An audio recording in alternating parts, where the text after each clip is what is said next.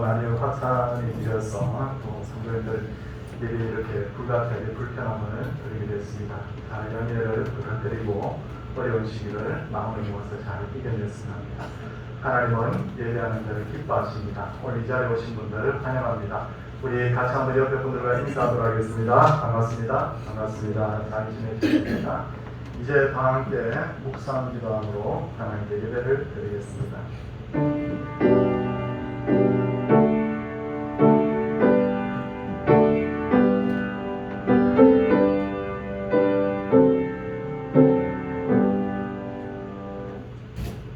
만국의 족속들아, 영광과 권능을 여호와께 돌릴지어다. 여호와께 돌릴지어다. 여호와의 이름에 합당한 영광을 그에게 돌릴지어다. 예물을 들고 그의 궁정에 들어갈지어다. 아멘. 사도신경으로 우리의 신앙을 고백하겠습니다. 나는 전능하신 아버지 하나님 천지의 창조주를 믿습니다. 나는 그의 일하신 아들 우주 예수 그리스도를 믿습니다. 그는 성령으로 잉태되어 동정녀 아래에 일어나시고 본디오 빌라도에게 고난을 받아 십자가에 못 박혀 죽으시고 장사된 뒤 사흘 만에 죽은 자 가운데서 다시 살아나셨으며 하늘에 오르시어 전능하신 아버지 하나님 우편에 계시다가 거기로부터 살아있는 자와 죽은 자를 심판하러 오십니다. 나는 성령을 믿으며 거룩한 공교회와 성도의 교제와 죄를 용서받는 것과 모거의 부활과 영생을 믿습니다. 아멘. 찬송 91장입니다.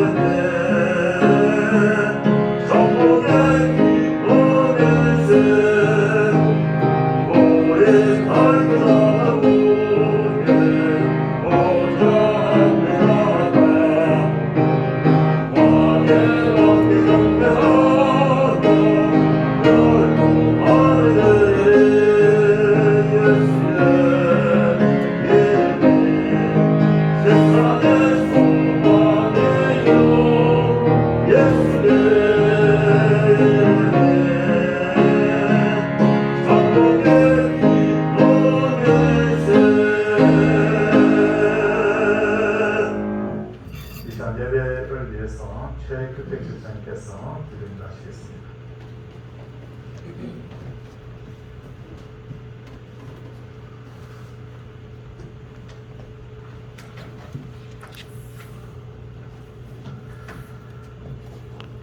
하나님 아버지, 시간 하나님의 자녀들이 마음을 모아 하나님께 예배를 드립니다. 저희들이 신령과 진정으로 예배를 드릴 때 저희들의 예배를 통해 영광을 받으시고 저희들도 하나님을 만남으로 평안과 용기를 얻게 주시옵소서. 저희들에게 믿음의 선물을 주셔서 하나님과 영원히 함께할 수 있는 은혜를 주신 것 정말 감사드립니다. 또한 가정과 교회와 직장과 친구와 건강과 재능과 꿈을 주신 것 감사드립니다. 거저 주신 이 모든 은혜를 잊지 않고 감사하며 살아갈 수 있는 저희들이 되게 해 주시옵소서. 모든 사람들이 코로나로 힘들어하고 우리 교회 성도들 또한 저마다의 어려움을 지니고 살고 있습니다. 한없이 연약한 저희들을 불쌍히 여기셔서 먼저는 우리 안에 주님을 신뢰하고 의지하는 믿음과 소망을 주시고 이 모든 어려움을 능히 이겨낼 수 있는 능력과 지혜와 의지를 주시옵소서. 그래서 이 짧은 인생을 사는 동안 하나님의 살아계심과 역사하심을 경험하게 하시고 욥처럼 영혼으로 하나님을 만나고 알게 되는 귀한 은혜가 있게 주시옵소서. 특별히 건강의 문제로 고통당하는 성도들을 기억해 주시옵소서. 저희들은 그 사정을 자세히 모르지만 하나님께서는 속속들이 알고 계시오니 긍휼을 베푸시는 하나님께서 치료의 은혜를 부어 주시옵소서. 그들의 부르짖는 소리를 들으시고 중보하여 기도하는 저희들의 음성을 들어 주시옵소서. 서울 동산교회를 이곳에 세우시고 지금까지 인도해 주신 하나님 감사합니다. 저희 교회가 주님 오실 때까지 주님께서 맡기신 복음 전파의 사명, 하나님의 말씀을 배우고 실천하는 사명, 하나님의 사랑을 이 세상에서 증거하는 사명을 잘 감당해낼 수 있도록 인도해 주시옵소서. 이 사명을 위해 세우신 목사님께 특별한 지혜와 은혜와 사랑의 마음을 넘치도록 부어 주시옵소서. 성도 한 명 한 명에게도 은혜를 주셔서 작은 일일지라도 맡은 일들을 겸손하고 신실하게 잘 감당해낼 수 있도록 인도해 주시옵소서. 하루속히 코로나 전염병이 종식되어 전보다 더 힘있게 교회의 사명을 잘 감당해낼 수 있도록 해주시고 하나님께서 원하시는 신앙 공동체의 모습을 이루어가는 저희들이 되게 해 주시옵소서. 이 시간 말씀을 증거하실 목사님과 함께 해 주시옵소서. 목사님께서 준비하신 말씀들이 온전히 저희에게 전달되게 하시고 저희의 마음과 삶이 변화되는 귀한 시간이 될 수 있도록 인도해 주시옵소서. 또한 정인서 집사님의 준비된 찬양을 통해 영광을 받아 주시옵소서. 예배를 마치고 한 주간 살아갈 때에도 하루하루 건강하고 보람되게 잘 살아가게 하시고 하나님의 은혜를 잊지 않고 늘 감사하며 살아가게 하시고 하나님을 의지함으로 늘 기도하며 살아가게 주시옵소서. 이 모든 말씀 우리를 죄에서 구원해 주신 예수님의 이름으로 기도합니다. 아멘.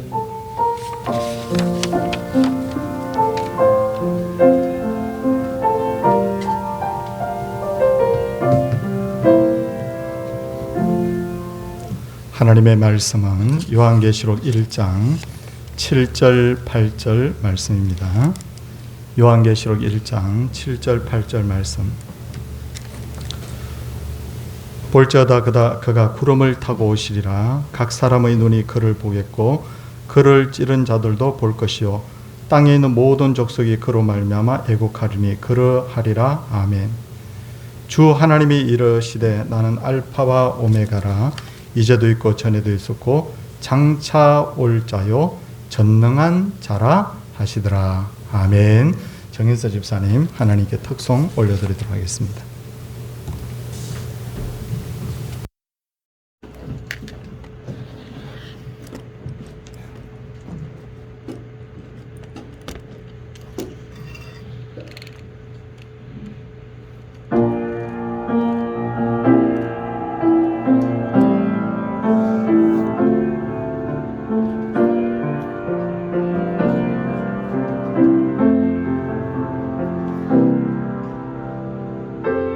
약할 때 강함 되시네 나의 보배가 되신 주 나의 모든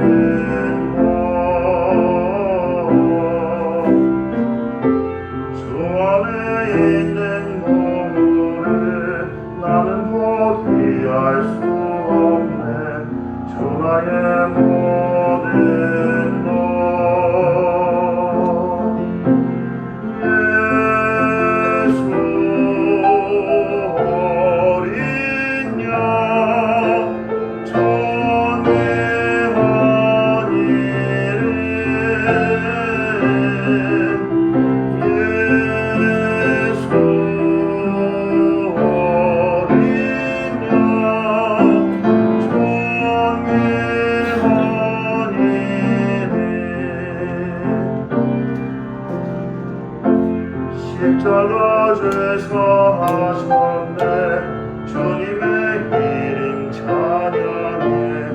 전하의 모든 것 쓰러진 나를 채우고 나의 빈잔을 채우네 전하의 모든 것 예수 어린 양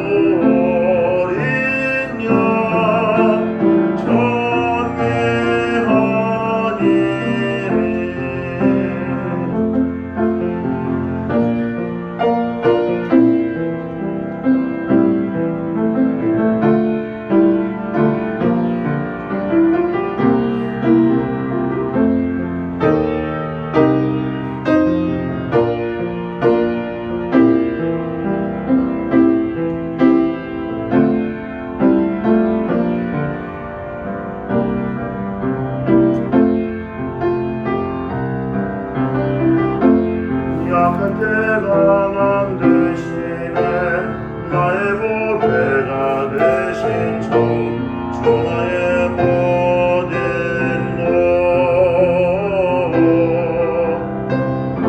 것주 안에 있는 몸을 나는 포기할 수 없네 주 나의 모든 것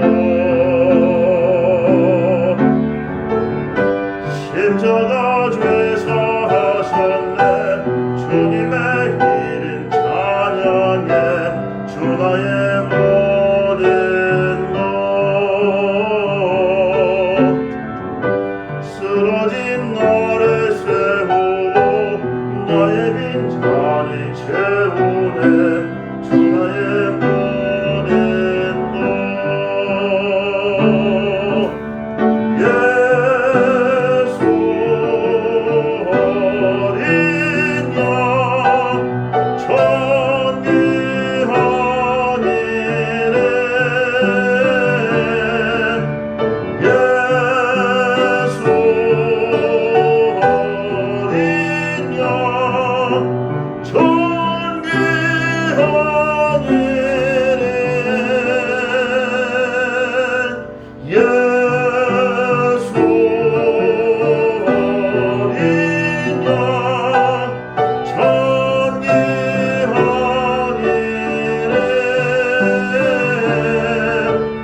예수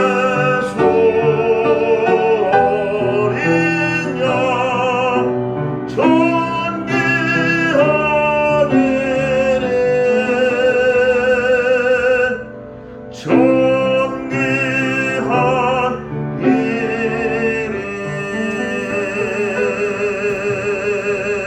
이름 아멘.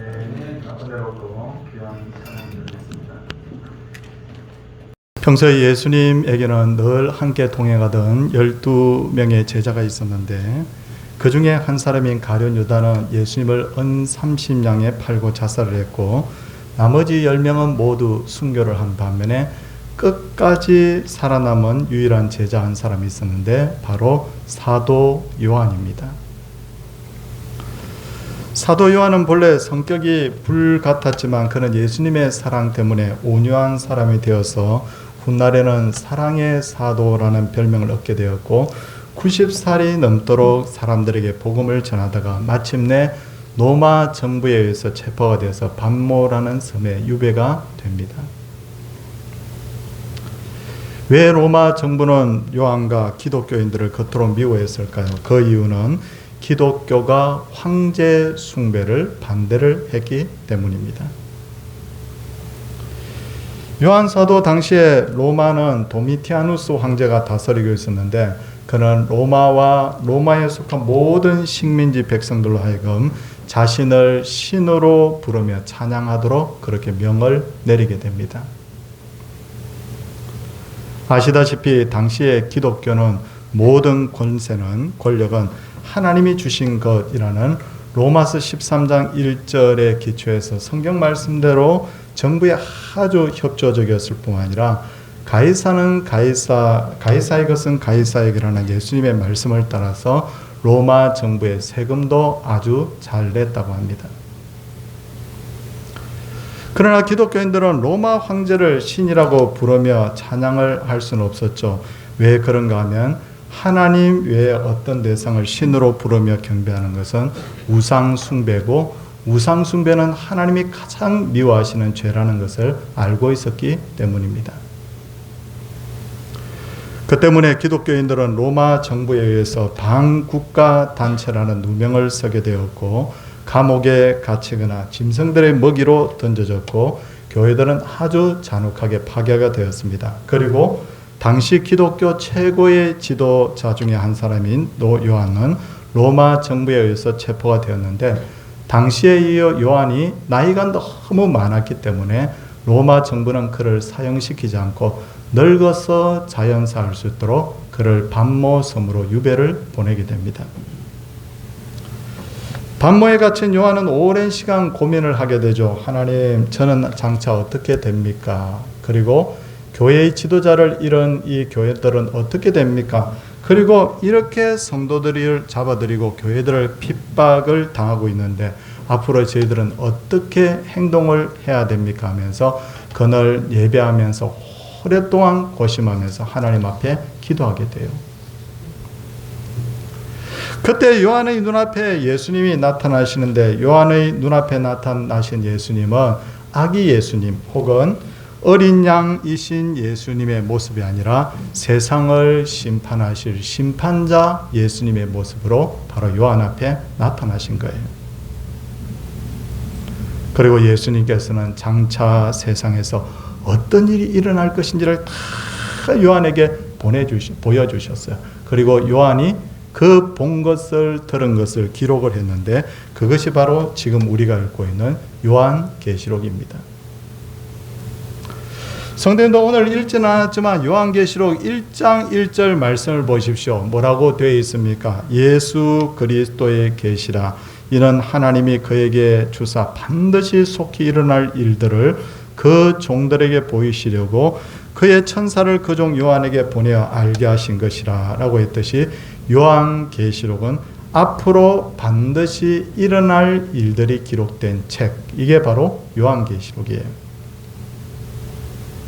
그리고 반드시 일어날 일들, 여러 가지 일들이 일어나죠. 그리고 그 모든 그 일어날 일들의 최후 결론이 뭐냐면 불언간 재림하실 예수님께서 세상을 심판하신다는 거예요. 그거예요, 바로. 다시 말해서 세상을 심판하실 날이, 예수님이 세상을 심판하실 날이 우리가 생각하는 만큼 그렇게 멀지 않았다는 것입니다.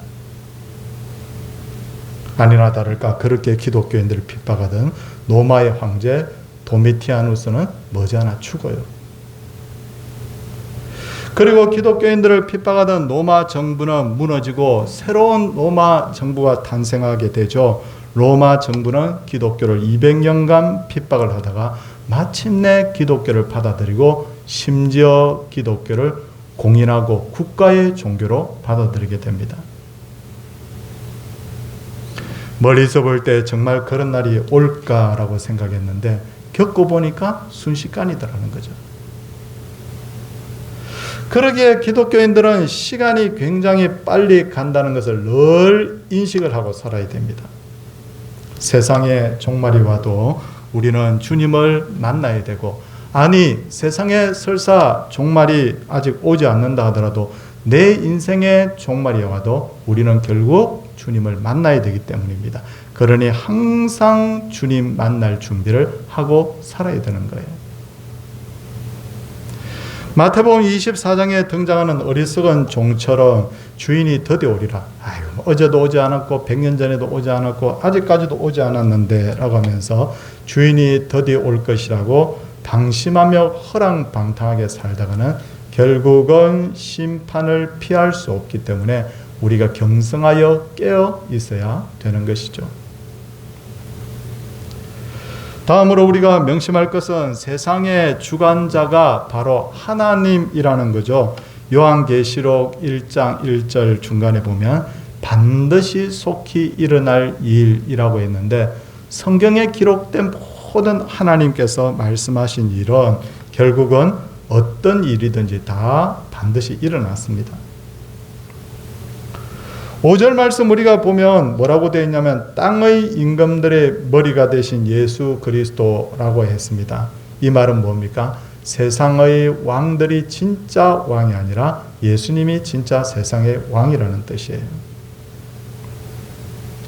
거기다가 8절 보시면 오늘 핵심 구절인데 예수님께서는 여기는 주 하나님이 이르시되 라고 했는데 바로 예수님이 바로 하나님이시거든요. 그래서 교차되어서 나오는데 어쨌든 예수님께서는 나는 알파와 오메가라고 하셨습니다. 성경에는 예수님이 알파와 오메가라는 표현이 3번 나오는데 요한계시록 1장 8절, 21장 6절 그리고 22장 13절에 바로 이 표현이 등장하고 있어요.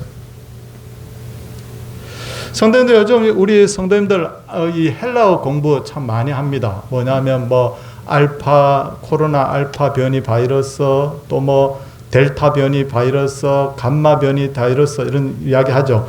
헬라어 스페링이 뭐냐면 알파 베타 감마 델타 이오타 카파 람다 미 니 커시 오미크론 이렇게 쭉 나가거든요.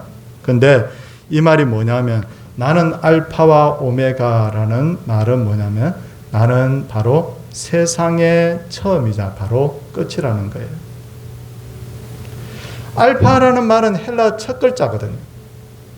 오메가라는 것은 영어로 말하면 마지막 Z입니다. 그래서 바로 헬라어 스페링의 바로 마지막 글자거든요. 그러니까 나는 처음이자 마지막이다. 그런 뜻이죠.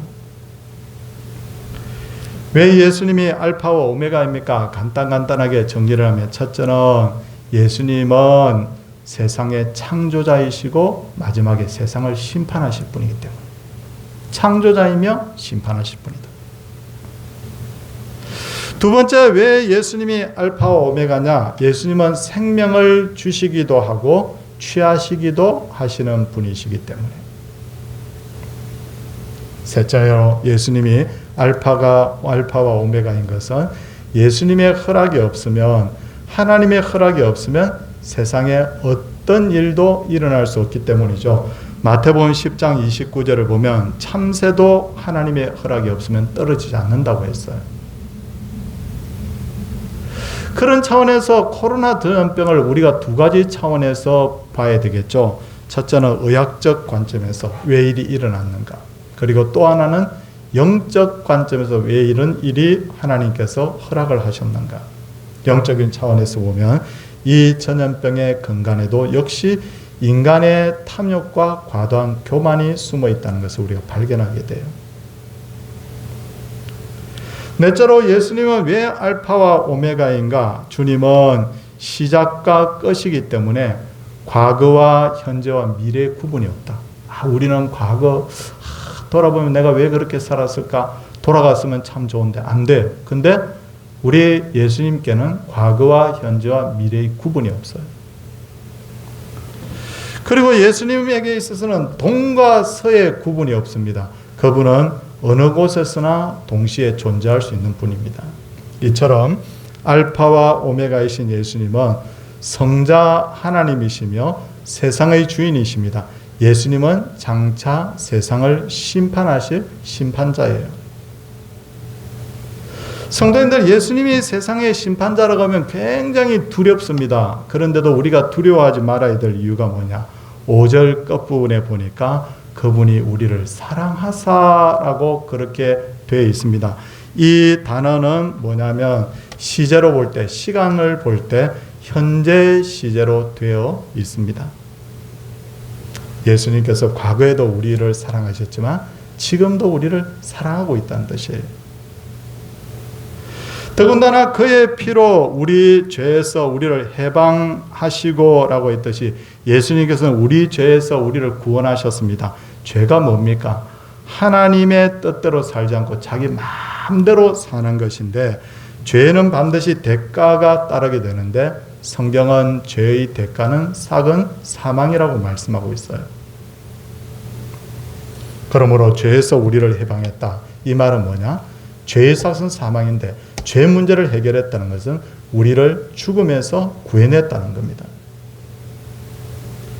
그리고 주님은 요한계시록 1장 6절을 보면 우리를 나라와 제사장으로 삼으셨다라고 했는데 원어에서 보면 나라 곧 제사장이라고 되어 있습니다. 대제사장이신 예수님이 우리를 당신의 동역자로 부르셨다는 거예요. 제사장이 하는 일이 뭡니까? 제사장이 하는 일은 백성들을 위한 중보사역이에요.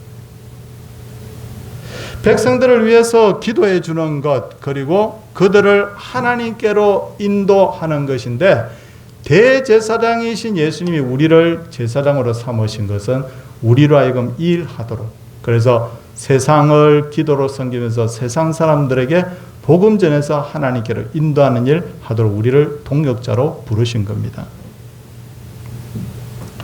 요한계시록 1장 3절을 보면 이 예언의 말씀을, 성도님들, 이 예언의 말씀을 한번 보십시오. 읽는 자와 듣는 자와 그 가운데 기록한 것을 지키는 자는 복이 있다라고 했습니다. 요즘 참 우리 성경 흔하죠. 우리 집에도 보니까 성경이 뭐 수십 권이 막 이렇게 있더라고요. 근데 유대인이 사는 마을에는 회당이라는 곳이 있는데 유대인들은 작은 마을 10가정만 모이면 그들은 회당을 반드시 만들었다고 그래요. 근데 성경이 너무 비싸서 개인이 성경을 마음대로 소유할 수가 없었습니다. 얼마나 비싼지 몰라요. 뭐 집 한 채를 줘도 성경을 살 수 없을 만큼 성경이 엄청 비쌌거든요. 그러다 보니 일반 성도는 회당에 놓인 성경을 결국 회당에 가야 성경을 결국 읽을 수 있었는데 성경에 손은 대지 못했습니다. 너무 비싸니까 성경이 귀하고. 그래서 회당에 가면 회당장은 경건한 사람을 뽑아서 대표로 성경을 읽도록 하는 거예요. 그러면 대부분의 성도들은 그 말씀을 귀로 탁 듣는 겁니다. 아멘, 아멘 하면서 대초에 하나님이 천지를 창조하시니라 이러면 아멘, 아멘 하면서 그러니까 성경 한번 제대로 보지를 못하고 죽을 때까지 그냥 성경을 그냥 귀로만 듣는 거예요. 그러니까 유대인들이 암송력이 굉장히 뛰어나졌다고 그래요. 근데 원어를 제가 펴놓고 같이 원어를 관찰하면서 이 말씀을 다시 한번 봤어요. 자, 이 말씀이 어떻게 되어 있느냐면 우리의 성경은 이거 요번에 개정하면서 이건 조금 손을 봤으면 제가 좋겠다고 생각을 하고 있었는데 이게 개정할 때 손이 안 봐졌는데 성경을 읽는 자 앞에 뭐가 붙어있냐면 호라는 정관사가 붙어 있습니다. 뭐냐면 이건 뭐냐면 단수로 되어 있다는 거예요. 단수. 한 사람. 근데 성경을 듣는 자 앞에는 뭐냐면 정관사 호의가 붙어 있습니다. 이건 뭐냐면 복수 정관사거든요. 그러니까 이건 뭐냐면 듣는 자라고 번역을 하면 안 되고 듣는 자들로 번역하는 게 맞잖아요. 그리고 그 가운데 기록된 말씀을 지키는 자도 역시 복수로 되어 있습니다. 오늘날로 말하면 설교자는 한 사람이고 청중은 여러 사람인 상황을 떠올려 보면 됩니다. 그런데 성경이 뭐라고 말합니까? 설교자나 청중이나 그 말씀을 읽는 자와 그 말씀을 듣는 자와 그리고 그 말씀을 지키는 자들이 다 복이 있다. 다 복이 있다. 그렇게 말하고 있어요. 작년인가 재작년인가 제가 요한계시록에 7가지 복이 있다고 말씀드렸는데 오늘에서야 말씀을 드립니다. 요한계시록에 7가지 복이 있어요. 7복이에요. 요한계시록의 복. 첫 번째 뭐냐? 딱 기억을 한번 해주시면 좋아요. 성경을 읽는 자와 듣는 자와 지키는 자가 바로 얻게 되는 복. 첫 번째 복. 두 번째는 요한계시록 14장 11절에 보니까 지금 이후로 주 안에서 죽는 자는 복이 있다. 그렇게 되어 있어요. 주 안에서 죽는 자 복이 있다. 많이 들어보셨죠? 세 번째는 뭐냐면 요한계시록 16장 15절에 보면 깨어 자기의 옷을 지켜 벌거벗고 다니지 아니하며 자기의 부끄러움을 보이지 않는 자는 복이 있다. 그렇게 되어 있어요. 네 번째는 뭐냐면 요한계시록 19장 9절에 보니까 어린 양의 혼인잔치에 청함을 받은 자는 복이 있다. 다섯 번째는 요한계시록 20장 6절에 보니까 첫째 부활에 참여하는 자는 복이 있다라고 했습니다. 성도님들, 예수 믿는 사람만 부활하는 것이 아니라 예수 안 믿는 사람도 나중에 다 부활한다고 그렇게 돼 있거든요. 그런데 첫째 부활에 참여하는 자는 복이 있다. 여섯 번째는 요한계시록 22장 7절을 보니까 이 두루마리의 예언의 말씀을 지키는 자는 복이 있다. 그렇게 돼 있고 마지막에는 요한계시록 22장 14절 보니까 자기 두루마리를 빠는 자는 복이 있다. 그렇게 돼 있어요. 자, 오늘 드디어 이 7가지 복을 제가 말씀을 드렸습니다. 근데 그 중에 첫 번째 복이 뭐라고요? 첫 번째 복, 성경을 읽고 뭐요? 듣고 그 가운데 기록된 데를 된 말씀을 지키는 자들이 복이 있다는 거예요. 이렇게 듣고 이 말씀을 읽고 듣고 지키는 자들이 그렇게 복이 있다. 그게 복 중에 가장 큰 복이라고 성경은 말씀을 하고 있는 거예요. 성도님들, 요한계시록을 읽으면요, 굉장히 많은 분들이 착각하는 것 중에 하나가 뭐냐면 요한계시록 무슨 책이에요? 그렇게 말하면요, 묵시록입니다. 미래에 일어날 일을 이야기한 책입니다. 그렇게 해요. 근데 그게 아니에요. 왜 하나님께서 고난을 당하고 있는 요한과 성도들에게 미래에 일어날 일들을 보여주셨는가? 왜 가르쳐줬는가? 그걸 우리가 중요하게 생각해야 됩니다. 하나님께서 고난을 당하고 있는 요한과 성도들에게 미래에 일어날 일을 가르쳐 주시는 것은 소망을 가지도록 하기 위해서 이거예요. 예수님이 다시 오시면 모든 고난은 끝이 나고 믿음을 지킨 성도들은 하나님 앞에 면류가 넣게 된다. 그래서 요한계시록의 주제가 뭐냐면 위로와 소망. 요한계시록의 주제가 뭐라고요? 위로와 바로 소망입니다. 그러나 이 일들은 지금 당장 일어날 일들이 아니죠. 성경이 뭐라고 되어 있습니까? 장차 일어날 일. 장차라고 되어 있어요. 장차라는 말은 시간적으로 볼 때 어떤 일들이 미래에 확실하게 일어날 것을 전제로 하는 표현인데, 그러므로 성도는 요한계시록에서 말씀하고 있는 일들이 일어날 것을 믿음으로 기다려야 된다. 장차, 그러므로 우리는 기다려야 된다. 그런 의미에서 요한계시록은 또한 기다림의 책이라는 게 기다림의 책이다. 잘 기다리기 위해서는 내가 기다리고 있는 대상이 무엇인지를 우리가 바로 알아야 되죠. 자, 우리 20세기 최고의 희곡 작가라고 하는 사무엘 베케트라고 하는 분이 있습니다. 이분이 고도를 기다리며라는 책을 썼어요. 참 이게 많은 평론가들에 의해서 이게 논쟁이 된 책이거든요. 내용을 보면 어느 시골의 고목나무 아래에 두 남자가 누군가를 기다리고 있습니다. 그들이 기다리는 대상이 뭐냐면 고도입니다. 고도. 근데 매일매일 기다려도 고도가 오지 않아요.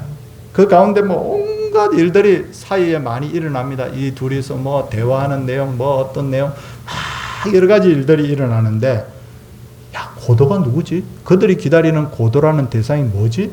사람들이 궁금해합니다. 근데 이 책의 제일 끝부분에 보면 어느 소년이 나타나서 아저씨들 오늘도 고도는 오지 않을 거래요. 내일 올 거래요. 이렇게 하면서 책이 끝나버려요. 어떻게 보면 참 이 책 소설 같지도 않은 소설입니다. 허무하고 내용도 빈약해 보여요. 그렇다면 사무엘 베케트가 이 작품에서 말하고 있는 바가 뭘까? 결국 뭐냐면 모든 사람은 뭔가를 기다리는 존재라는 거 말하고 싶었던 거. 자, 어떤 걸 사람들이 기다리고 있을까요? 어떤 이들은 그리운 사람을 아마 기다릴 거예요. 어떤 사람은 자기의 사랑하는 사람과 이렇게 뭔가 짝이 이루어지기를 기다리는 사람도 있겠죠. 젊은이들 중에는. 그리고 어떤 사람은요, 꿈이 이루어지기를 기다리고 어떤 사람은 자기 소원이 이루어지기를 기다리는 사람도 있어요. 근데 어떤 평론가의 평론을 제가 보니까 여기 이 책에서 말하는 고도는 죽음이다. 모든 사람은 결국 죽음을 기다리는 존재다. 그렇게 해석을 해놓기도 했더라고요. 근데 사실은 뭐가 진짜 고도인지 우리는 몰라요. 근데 저는 이 책에 대해서 이렇게 한번 해석합니다. 우리가 기다리는 것의 모든 것의 결론은 결국 허무 아닐까? 그리운 사람을 기다려도 만나도 결국 다시 헤어져야 되죠. 아무리 평생 사랑하는 부부도 나중에 죽음이 갈라놓으면 헤어지거든요.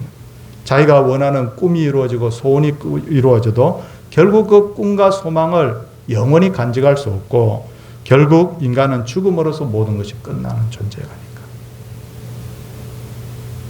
근데 예수님께서는 우리를 죽음에서 해방시키시기 위해서 이 땅에 오셨고 부활 성천하신 예수님은 하늘로 간 그대로 이 땅에 다시 오실 것이라고 했습니다. 저는 이렇게 보는 거예요. 우리 그리스도인들이 기다리는 고도가 뭘까? 우리 그리스도인들이 궁극적으로 기다리는 대상은 뭐냐면 지금 우리는 이 땅에 다시 오실 예수님을 기다리는 거 아닌가? 저는 그렇게 보는 거예요. 저는 그거 기다려요. 진짜 기다려요. 난 이것 때문에 예수 믿어요. 이 땅에 다시 오실 예수님을 기다리는 성도는 앞으로 예상하지 못한 많은 고난을 겪게 될 겁니다. 성도들 요즘 참 억울한 일들 참 많죠. 뭐냐면 전 마음이 너무 아픈 게 대형 교회들이 막 안 좋은 일들을 막 일으키고 어떤 목회자들이 무슨 일을 일으키고 예수 믿는 사람들이 무슨 일을 일으키고 아니 나는 우리 성도님들은 그런 일 일으키지도 않았는데 그냥 성실하게 예수 믿었는데 같이 도매금으로 그냥 비판을 받아요. 근데 성도님들 우리가 성경을 보면요 이런 앞으로의 오해를 더 받게 돼요. 오해라는 건 진짜 성실하게 예수 믿는 사람이 더 받는 거예요, 사실은. 그리고 상상하지 못했던 여러 가지 핍박도 앞으로 받게 될 겁니다. 그래서 어떤 사람은요, 그러더라고요. 아유, 나 이제 교회 안 갈래. 성도님들, 그게 가당키나 한 말입니까? 언제 사람들이 우리 칭찬하면 우리 예수 믿고 우리 비난하면 우리 예수 안 믿기로 했습니까? 아니잖아요. 지금 이 지구상에는 불의한 정권들에 의해서 많은 기독교인들이 여전히 핍박받고 있는데 우리도 어떻게 될지 몰라요. 그렇거든요. 얼마든지 그럴 가능성이 있어요. 그런데 그럴 가능성이 있다는 거예요. 그러나 지나치게 염려할 필요가 없는 이유 중에 하나는 뭐냐면 예수님이 말씀하셨어요. 뭐라고 말씀하셨느냐. 로마서 8장 31절에 성령을 통하여 만일 하나님이 우리를 위하시면 누가 우리를 대적하리요. 하나님이 우리를 위하고 계시는데 누가 우리를 대적하리요. 결국 누가 나중에 최후 면류관을 얻게 되느냐. 편안하게 예수 믿다가 그냥 온갖 영광 다 받다가 그런 사람이 마지막에 면류관 얻는 게 아니고 정말 하나님 앞에서 억울한 일 당하기도 하고 핍박당하기도 하고 참 피곤하게 예수 때로는 믿어야 되는 그런 상황 속에서도 정말 다시 오실 예수 그리스도를 끝까지 기다리는 사람, 이 사람이 최후 승리를 결국 얻게 되는 거예요. 성도님들 감히 말씀드립니다. 앞으로 지금 이런 상황보다 더 어려운 상황이 얼마든지 올 수 있어요. 근데 저는 마음먹었습니다. 목사님이니까 그렇게 말하지 마십시오. 저는 한 사람 인간으로서 마음먹었어요. 내가 내 모든 걸 다 희생했으라도 나는 예수 그리스도는 놓치지 않을 겁니다. 사랑하는 우리 성도님들, 끝까지 잘 인내하고 기다려. 우리가 진짜 세상의 참 주인이신 알파와 오메가 되신 예수 그리스도의 그 혼인잔치에 우리 잘 전부 다 함께 입성하는 그날에 함께 동참하기를 주의 이름으로 소원을 드립니다. 찬송하도록 하겠습니다.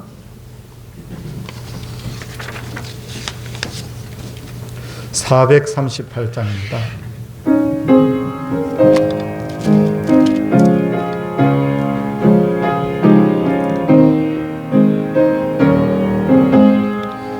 내 영혼을 은총히 보중한 죄짐 벗고 보니 슬픔 많은 이 세상도 천국으로 가도다. 할렐루야 찬양하세. 내 모든 죄 사하고 주 예수와 동행하니 그 어디나 하늘나라 주의 얼굴 뵙기 전에 멀리 뵈던 하늘나라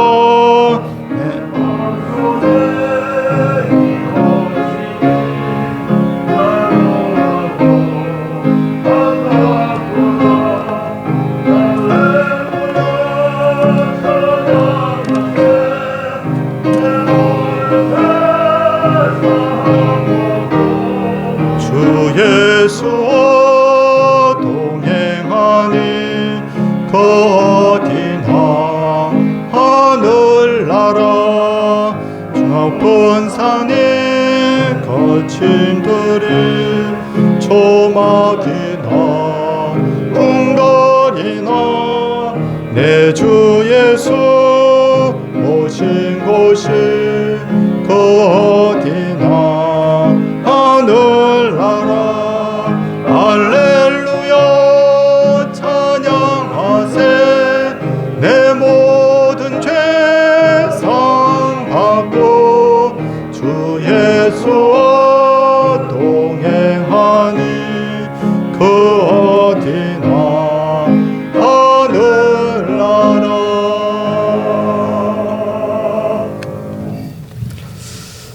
범사에 감사드립니다. 그리고 생일 감사의 물도 드렸고요. 범사에 감사드립니다. 코로나가 심각해졌지만 그래도 예배할 수 있음에 감사를 드립니다. 하나님, 범사에 감사드립니다.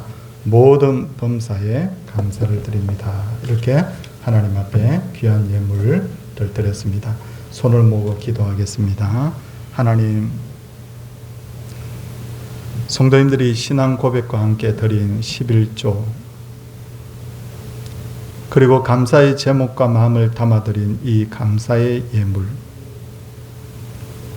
주님의 이 귀한 일에 또 사역에 쓰여지도록 하나님 앞에 드린 선교 전도 예물과 건축 예물, 그리고 또 하나님께 정말 매주마다 이렇게 드리는 주일 예물, 하나님께서 다 받아 주옵소서.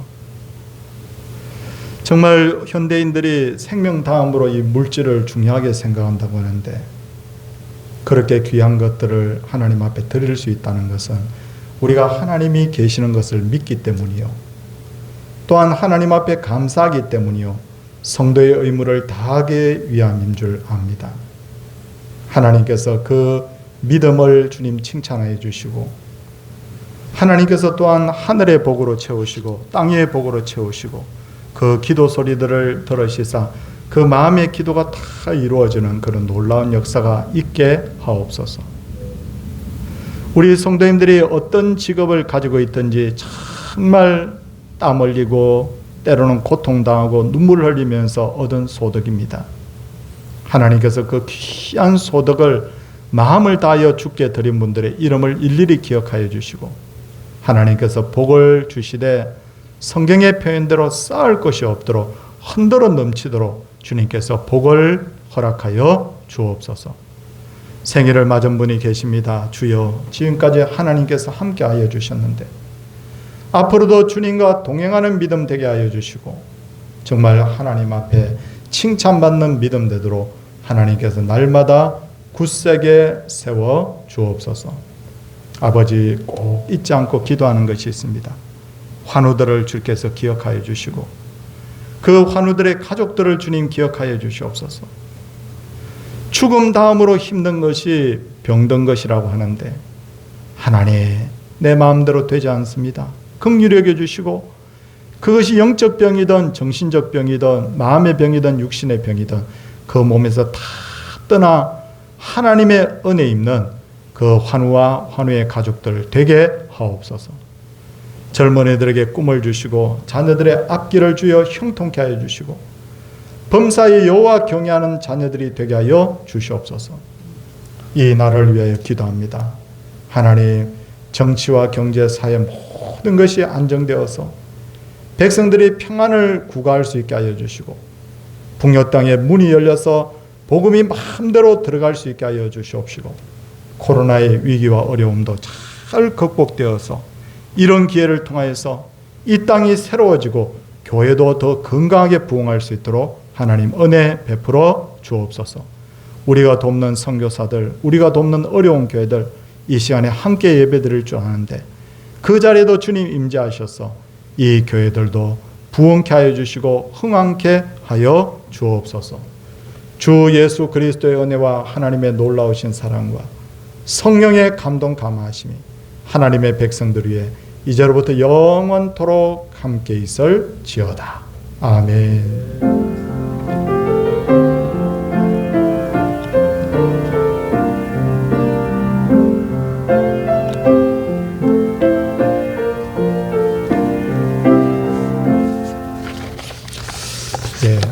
성도님들께 광고를 드리도록 하겠습니다.